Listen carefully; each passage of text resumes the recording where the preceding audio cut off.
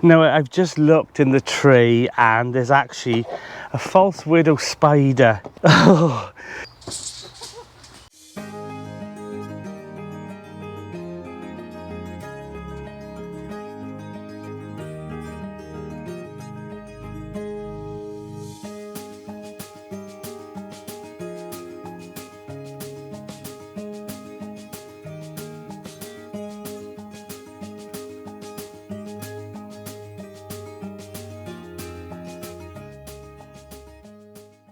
It sure feels like autumn now. It's been raining again. I'm sure most of England are enjoying this heat wave that they're having, but in Wales, it's raining. It is so wet here, it's sopping wet. And the problem is I need to take the old polytunnel down to put the new one up in a couple of weeks' time, and I need to start that because I've got a limited amount of days, but I hope the weather changes for the better. So last week I did a massive harvest and for some reason the files were corrupted, and I'm not joking you. I had amazing corn, amazing crops. The Swedes are doing absolutely phenomenal this year. I don't know whether or not it's just because we've had that bit of nice rain that's really, you know, boosted them, but they've done amazing. So I'm going to check on them today because I don't want them to get too big and then end up really stringy, and then they're no good to no beast, no man. So I want to make sure that they're not too big. You want them about this size, you know. but yeah, if they get too big, like I said, they're too stringy. So harvest them, chop them up, freeze them. They're good to go then for stews and casseroles and Sunday roasts in the winter. But today I want to try and not get too wet. I'm going to get wet. But I need to finish the jobs off that I didn't do last week, and that was definitely measure the area for the new polytunnel, because sadly it's going to take over some of the asparagus, and I think I'm going to lose perhaps 3 foot of the asparagus bed. And only a few weeks ago I was really excited about next year being the asparagus harvest, but needs must. I'll have to designate, like I said, another bed over on the new plot. I think I'm going to have an asparagus bed over there, and then eventually move these crowns over and hopefully they'll take. But yeah, I'm going to order some new crowns for a bed over on the new plot as well. So there's loads to do. The list keeps going bigger and bigger and bigger. So the dahlias are still going well. There's some beautiful colours in here, but as I can see, the multi-headed sunflower is almost there. There's so many on this sunflower, honestly. I counted, there's about 15, 16 on here, but will they bloom? We shall see. We shall see indeed. But now, at the moment, I'm trying. So last week I showed you this plot here, and a few people commented about me taking it on because the owners have actually decided that they don't want to carry on with their plot, which was a shame because they were such good gardeners. But things change, you know, life changes. So this is becoming redundant, and no, I don't want to take it on. It's too much work. I've still got the new plot here. God, I still got so much to do on here, and also the fig and olive there's so much work to do on there as well. So yeah, I don't think this will be mine, but who knows in the future. But for whoever takes it, it's a brilliant plot because there's 2 sheds at the back, a greenhouse and like a big poly house thing as well. So they'll walk onto here and they should be landed for spring. So the beans are still flowering. I mean, look, beans of hope there, honestly. There's so many beans coming again. Yeah, I thought it'd be the last couple of crops coming up, but yeah, there's still some here. I think we're going to have another couple of weeks of beans. But look at that sky, honestly. Dreadful weather. This redundant bit of allotment plot here that I'm going to use next year for more beds has been a godsend really for using the pumpkins, and I can see so many little pumpkins underneath now. And yeah, we've got a bit of powdery mildew, which is normal for this time of year, but I can see that we've got a good amount of pumpkins. So I'm in the greenhouse and I thought it'd be a perfect time to get some potting on done, because you don't want to keep leaving those seedlings, especially when the light levels are starting to dim down now. pot them on, get those winter cabbages and those spring cabbages and everything else you've got in between, kales and mustards. Make sure that they're all potted on now and they're growing well while we've got a bit of light left before we have to plant them out. So let's go. So I'm out on the plot and I thought I'd do a bit of potting on, and this has definitely highlighted the fact that I really need a potting station that's outdoors with a bit of a cover on, because I'm using one of the raised beds, and I was looking around the plot thinking, where can I do this now? Because I haven't got the polytunnel because that's all planted up, and haven't got a staging area in there anymore. The greenhouse hasn't got any in there, so I was thinking, where do I do it? So definitely on the list for autumn and winter to build. Now, one thing I've noticed as well when I was filling up these trays, I've shown these before, these are from Container Wise, and this is the 15 cell tray, and this is perfect for brassicas. But one thing I noticed when I opened up a fresh bag of compost that had been left on the plot was slug eggs. Now, you'll open that bag up and I've seen these white crystalline eggs. Now, sometimes people confuse food pellets inside compost as slug eggs, but these ones are definitely slug eggs. They're normally all clustered together in big lumps. Now, a slug can actually lay up to 300 eggs in one little clutch. So you do not want that in your compost, so I've had to scoop all of those out. I'll show you them on the screen now so that you can kind of see them yourself. They're like a small crystalline globe, and they're very tiny. But just make sure that you discard them, because otherwise they will be slugs in your garden for next year. So I'll be taking them home and getting rid of them because I do not want them on the plot. So yeah, make sure you check, even if it's a bag that you haven't opened. This was a fresh bag of compost. So yeah, check for slug eggs. And the last thing you want is slug eggs in your seedling trays, because if they hatch when it gets a bit warm in your polytunnel or your greenhouse, what's the first thing they're going to see? Fresh greenery that they're going to munch and lose your seedlings. So definitely check. Now, some of these are leggy, and that is down to me. I didn't check them. I missed the boat on a few of them.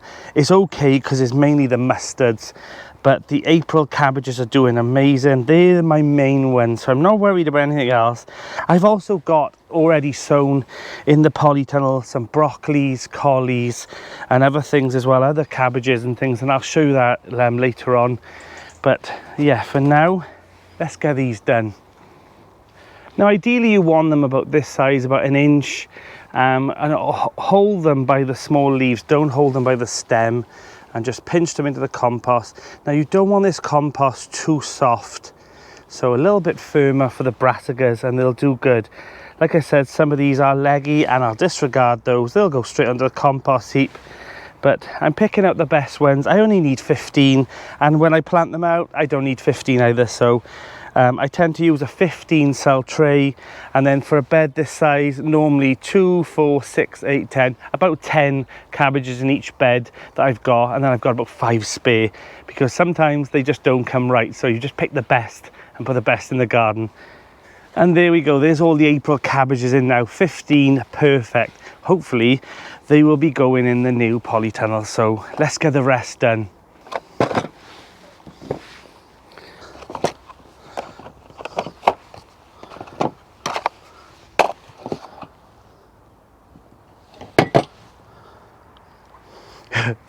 Now, I've just looked in the tray and there's actually a false widow spider. Oh, there's a false widow spider inside here.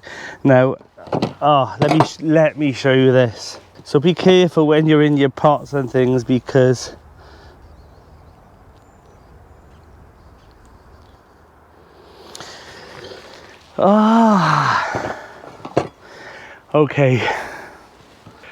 okay, so I'm jumping everywhere. I'm not a big baby with spiders, but false widow spiders, they do scare me. And I've seen these false widow spiders as well over on another plot holder's plot when we were taking down the shed, and but yeah, thank God that's the only one. Right, let's start on. So yeah, watch out for those spiders. God, what's going on today? We've had slug eggs, false widow spiders. I mean, imagine I put my hands in there. Oof. I'm really conscious of checking all the compost now for slug eggs, because that's not what I want in here. Do you know what? There's something really, really nice about just filling up module trays and sowing seeds. And I know it sounds really daft, doesn't it? But it really does get me excited for spring. Now, we've got a few that have only got a couple of successful sowings, so I'll use these up. So I've got 4 of them, 1, 2, so I've got 5 of those. So, and that's the thing, when you sow these seeds, do not expect 100% germination, because it doesn't always happen. Sometimes it does, and sometimes it doesn't. And this time of year, I'm not really worried, because I only need a few cabbages. It's not like I'm going to be growing them, you know, having millions and millions of cabbages for summer. It's a winter crop, so hope for the best. This is another one that I use.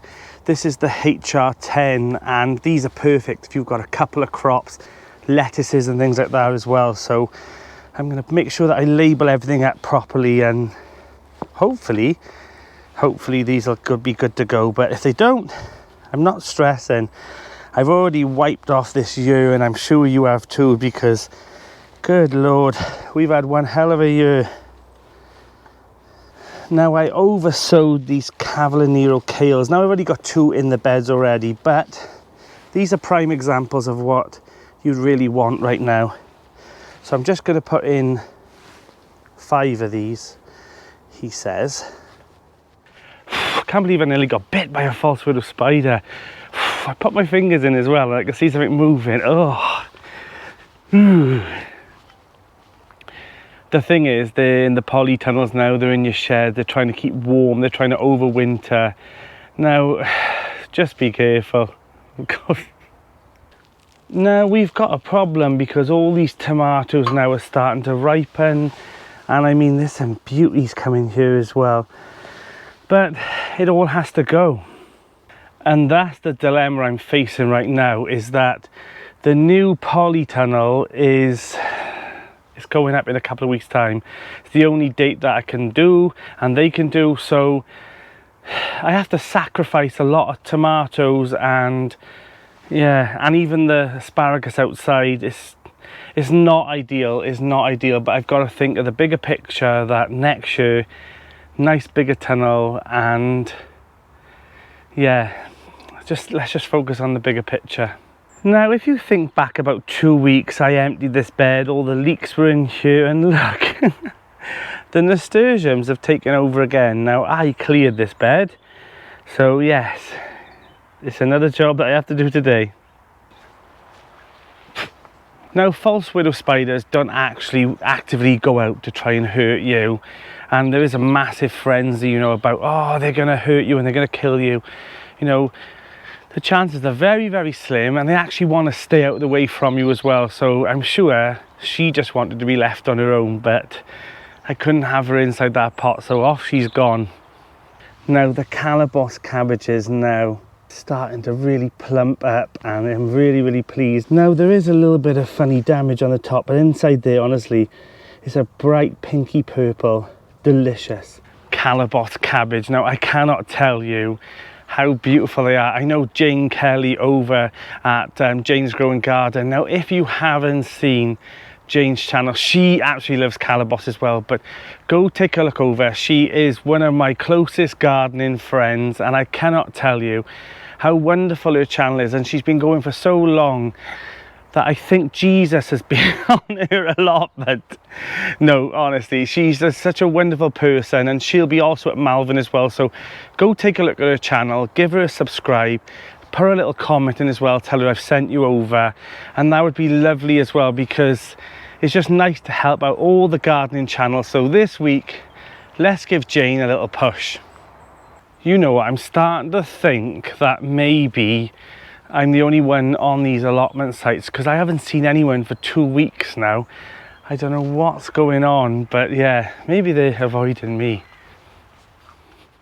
some of those dwarf sunflowers now are going over, so this head I'll take off and keep, because underneath here is next year's seed. So all I'll do now is pop this in the polytunnel, let it dry out a little bit more, and the rest of them I'll leave for the birds. Now also I've noticed that Claire over at the Farmyard Garden, she gave me these hollyhocks at Malvern Spring, and they're finally starting to bloom. Now a little update on me putting the sweet peas all in this net, and if you look at the bottom, we've got some seed gathering, so I think we're onto a winner with this idea. Now I noticed that Christine over at the Little Green Shed Allotment, I'll put a link to her channel as well, she actually had a bar, like a ridge bar going across here like you would on the big polytunnels, and she had them off first tunnels.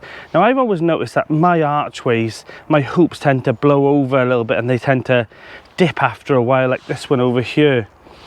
But I'm thinking that could be something for a future project, is to order a few of these pole bars and then add them as well. So yeah, that might be a good idea. Now I've been binge watching Christine's channel. I'll put a link to her channel as well, and she's got so many little cracking ideas like that, and that's what I love about gardeners on my site and gardeners who have YouTube channels, is that you can look at their channels and you think, God, why didn't I think of that? But also, genius. Now that was absolutely something that I never thought of doing, because why not? The big polytunnels got them, so, and it's the same poles. So yeah, I think I'm going to order a few of those, and that might be something that will keep me going as well, another little project in winter. So I've decided that I'm going to come back over tomorrow, because it's just too wet to move all the foliage that I want to do and start cutting back and dying down. It's going to be nice and sunny tomorrow, so it seems more wiser to do that after lunch once it's had a good bit of sun on it, dried out some of that rain, because otherwise I'm going to be sopping wet. So let's come back tomorrow. So it's day 2 and it's rained again all night. I cannot believe it, honestly. It is even more sodden than it was yesterday. The whole plot is absolutely drenched. So I just don't know what to do now for the best, because I ideally want to be pulling out a pile of plants now and composting them and getting the plot, you know, cleaned out. But it seems like a silly thing to do when it's absolutely drenched with water, and there's a lot more harder and I'll be absolutely soaked, which is not what I want to do. So at least it's rained, and I actually left my seedlings outside that I potted on, so they probably had a good watering out. I'm going to put them into the polytunnel so they can carry on going for another week before the tunnel comes down, and then they'll be moved over to the greenhouse, or maybe into the polytunnel if the staging is built as well.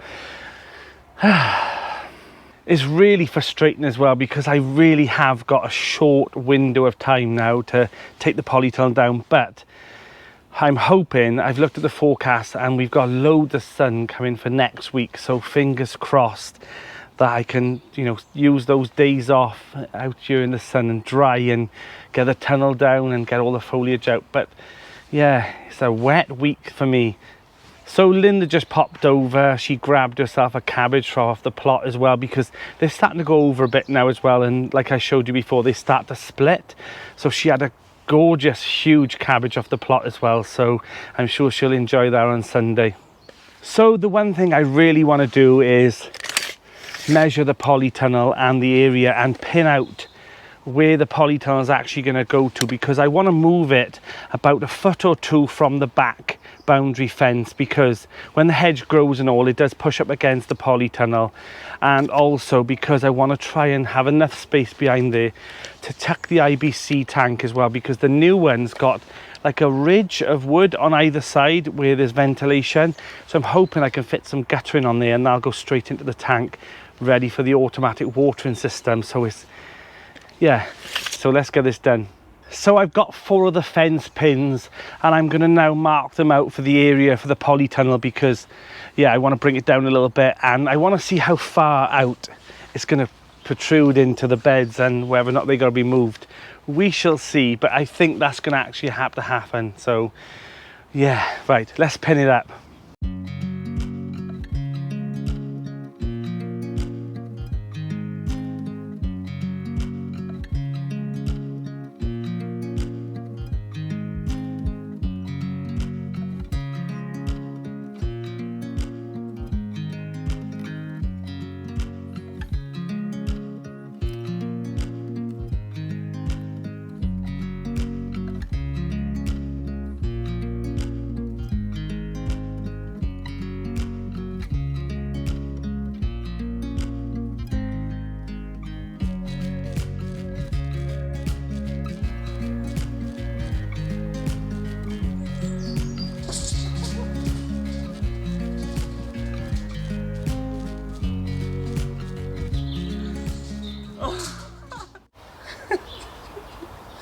Oh, you know what? Trying to measure this is becoming a bit of a job. I can't believe I just fell over. Oh, right, moving forward.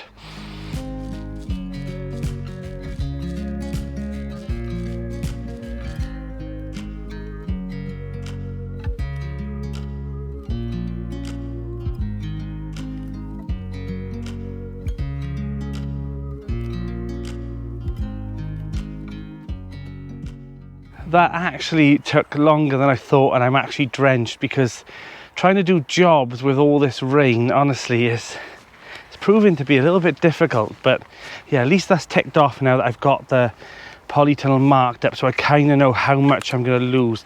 And I'm only going to lose, I think, on the asparagus bed, probably 2 crowns or 2 or 3 crowns. So I will dig them up and move them into another bed and hope for the best that they'll recover. But if not, it is what it is.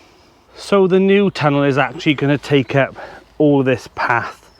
So the issue is I'm going to have to move this leek bed. Now it's only a little bit of a gap, so the issue I've got is I'm going to have to lose these leeks and lift this bed up, and yeah, it is what it is. And that also applies to this one and to here as well. This one's going to have to be taken up because this will be now the new entrance around the tunnel, so I need to find homes for these two. It's typical, isn't it? It's typical that the tunnel will protrude into the overflow leek bed, and I'm determined to have extra leeks this year, so we'll try and salvage as many as I can. Maybe I'll plant them up somewhere and hope for the best, but I'm just gonna have to take the sacrifices this year and think of the better outcome in the end will be that I'll have a new tunnel, and next year will be a better growing season. So yeah, I'm just gonna have to take the hits. So in the next couple of days, when it becomes a bit sunnier, this hedge is going to have to be cut back as well and taken right back to the fence, because obviously the new tunnels. But the reason I've brought the tunnel forward is because I want to put the IBC, like I said, around the back so it's out the way, and it'll just be easier as well. But yeah, I'm really looking forward to, there's an actual rail coming across here, a wooden rail, and the guttering should be able to fit onto that as well, so we can actually gather rain from the tunnel as well. So yeah, that should be good. So as you can see, the pods now are starting to go yellow, and they've really bulked up. So these now will go a bit brown and then papery, and then these will be the beans for next year's planting. So for the past 2 years, I've grown Lautrec and Cador's garlic, and I bought them from Malvern probably 2 autumns ago, and they have been amazing for both seasons. But I've decided that I'm going to actually get another variety as well on top when I go to autumn Malvern in about 2 or 3 weeks time. And yeah, we'll try a new variety as well, so I'll carry on those ones. But there's always some more that'll tempt you. So if you're going to Malvern or you're going to garden centres now's the time to be looking at the garlic, pick the biggest bulbs and plant the biggest cloves. So yes, I'm looking forward. It won't be long before it'll be garlic planting season.